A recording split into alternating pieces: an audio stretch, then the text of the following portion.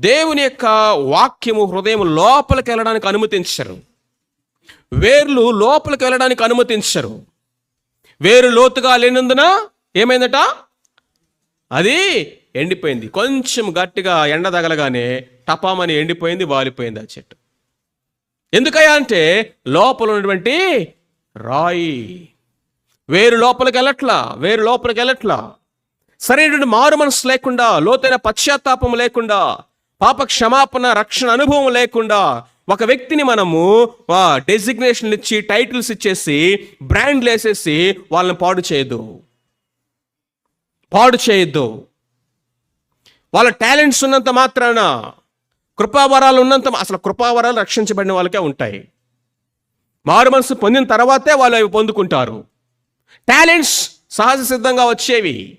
అన్నా ఈ తమ్ముడు బాగా పాటలు పాడతాడన్నా, ఎక్కిద్దామా? ఏంటి